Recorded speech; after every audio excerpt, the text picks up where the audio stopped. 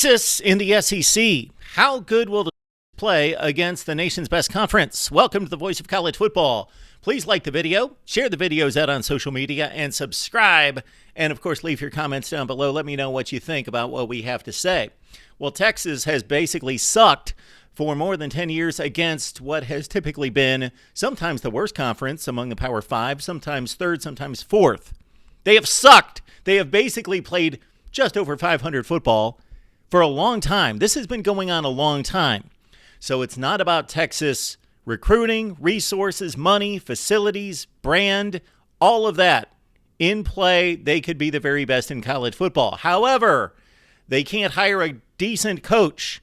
Is Steve Sarkisian the guy? Well, he has yet to prove that at 13-12 through 2 seasons at Texas. Let's see what the Longhorns have done both in the Big 12 and against the SEC since losing the BCS championship game against Alabama in 2009.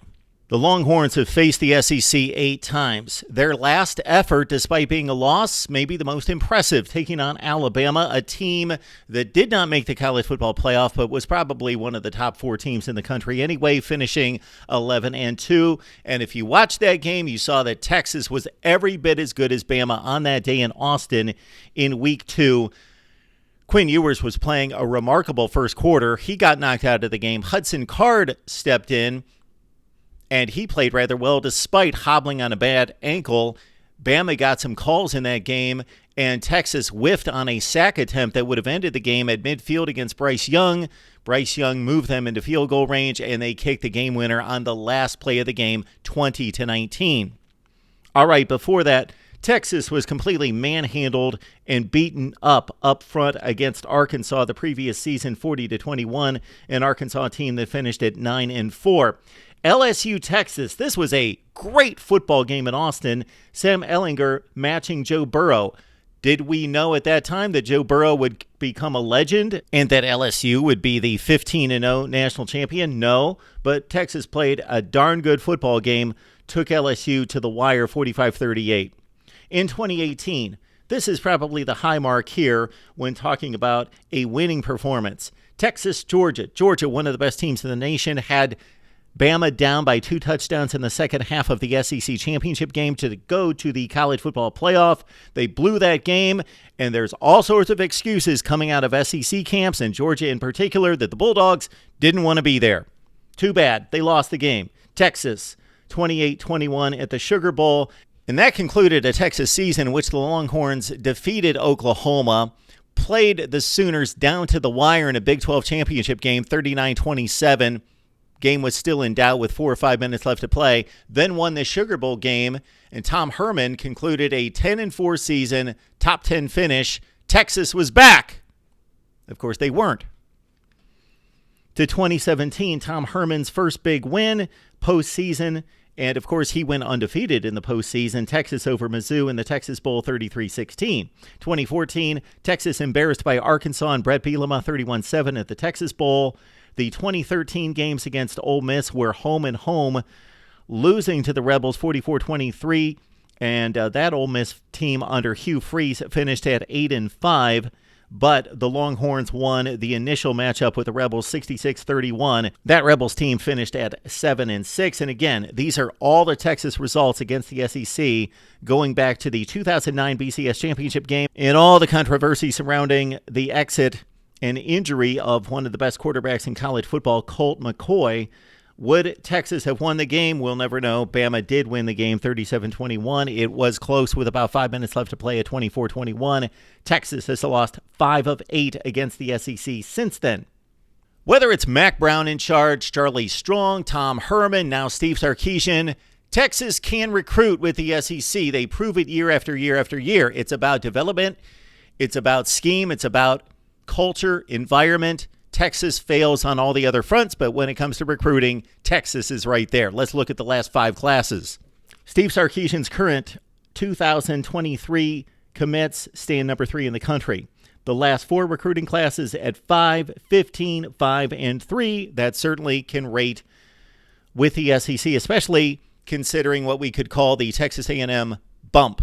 Meaning when the Aggies joined the SEC, what did they finally do? They were able to securely take advantage of their position in the Lone Star State and start to grab more of the top-tier talent in Texas. Well, Texas already does that, but now they got that SEC logo and say, we're playing in the best conference. We're no longer playing Kansas State and Kansas and Iowa State every week. We're playing LSU. We're playing Georgia, Tennessee, and everybody else in the SEC. Come play for the Longhorns. We are the cream of the crop. As we mentioned off the top, Texas has been dismal against the Big 12, and the Big 12 has not been a powerhouse. Oklahoma has been the powerhouse, and then, of course, Oklahoma has largely failed on the national stage against the elite programs. Texas has challenged Oklahoma on the field. It's almost always a one-score game, and, of course, the Longhorns buried the Sooners 49-0 this past season. But against the Big 12, the likes of all the teams in the Big 12 that are they're competent, they're decent, they're strong programs. Oklahoma State, TCU, Kansas State. If we look over the course of the last 10-plus seasons, they regularly finish somewhere between the top 15 to the top 40 in the nation. But Texas has been marginal against decent opponents. This is the record for Texas in the last 10 seasons, 78-60. That's only winning 56% of their games. Only 56% winning percentage in the Big 12 at 56-44. A clean, nice, nifty 100 games played over the past 10 seasons, make it 11 seasons in Big 12 play. Again, 56-44. Texas against other Power 5 conferences. Their non-conference record during this time, even with Tom Herman going 4-0 in bowl games, Texas is only 8-16 in playing non-conference opponents. So if Texas does, over the next 10 seasons in the SEC, what they've done versus the Big 12 during our sample size of 11 seasons, this is what their record is going to be in the SEC. They are going to go 45-35 in the SEC.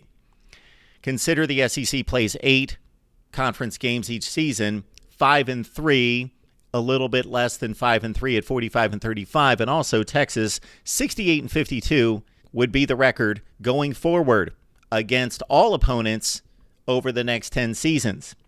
I'm going to adjust that because I am going to put a little bit of faith in Texas money and in having the SEC patch on their jersey going forward, that they're going to recruit even at a higher level, and Texas is finally going to find, whether it's Sark or somebody else, a competent coach to lead amazing, incredible, top-flight, elite talent.